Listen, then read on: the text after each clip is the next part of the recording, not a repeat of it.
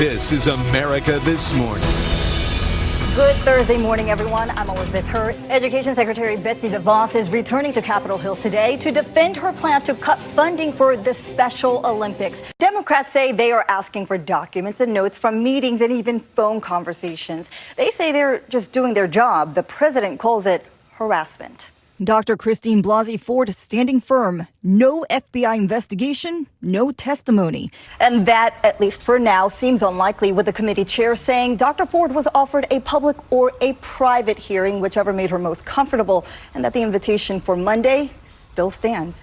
SWAT team swarming a Los Angeles Trader Joe's, a suspected car thief crashing near the store and reportedly opening fire on authorities before running inside after a police chase. Liz, it looks like police may be trying to sort of establish communication with that suspect inside the store. That's right. We don't know yet exactly what was thrown into the store, but we do know from police the suspect is still barricaded inside, that negotiations are continuing. And Tom, as you can imagine, the goal here is to end this peacefully. And when asked if the summit will happen, even if North Korea is still holding the Americans, Pompeo says he is hopeful we don't have to cross that road.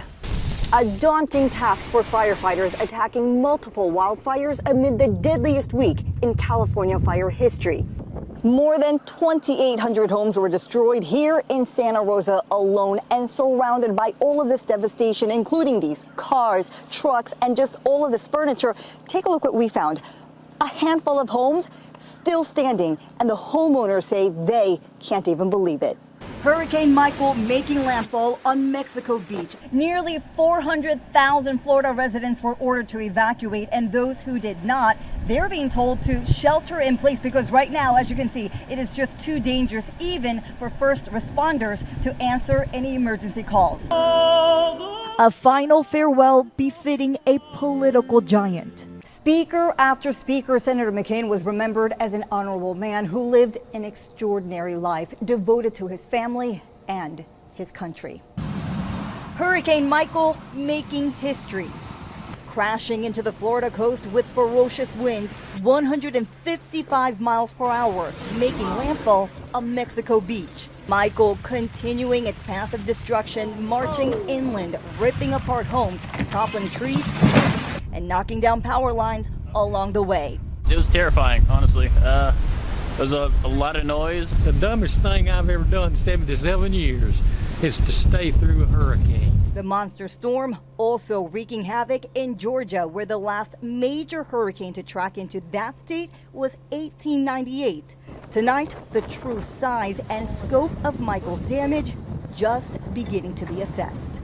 The light you see behind me here, we are providing using a generator. That is because there is no power in this area. In fact, officials say hundreds of thousands of customers will be spending the night in the dark.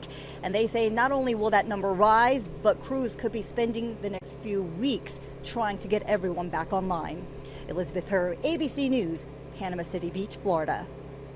President George Herbert Walker Bush taking his final flight home. The Bush family returning to Houston with their patriarch following a state funeral in Washington.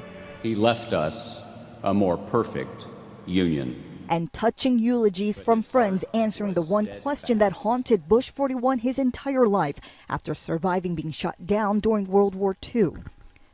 Made our lives and the lives of nations freer, better, warmer, and nobler. That's why him. That's why he was spared. The cathedral packed with political leaders from across the country and around the world, including all living U.S. presidents coming together to honor Bush for his decency, his humor. He loved a good joke, but he never, ever could remember a punchline. His commitment to his service and devotion to his family. And the last words he would ever say on earth were, "I love you too." The Bush family is extremely popular here in Texas, their adopted home state, and so authorities, they've actually set up shuttle buses to take mourners to and from the family's church for public viewing hours, which, by the way, they don't begin for another couple of hours, but as you can see, people are already waiting in line. Elizabeth Hurt, ABC News, Houston. So help you God. Michael Cohen's bombshell testimony on Capitol Hill. I know what Mr. Trump is. He is a racist, he is a con man, and he is a cheat. Cohen was sentenced to 3 years in prison after pleading guilty to breaking campaign finance laws by arranging hush money payments to 2 women claiming to have had affairs with Trump. The president has denied those claims. Today, Cohen is telling a different story, alleging President Trump reimbursed him for the payments to porn star Stormy Daniels, showing the committee what he says is evidence. Copies of checks Cohen claims the president personally signed from his personal account after he became president. Congressional Republicans on the attack, questioning Cohen's credibility. I've talked to the president over 300 times. I've not heard one time a racist comment out of his mouth in private.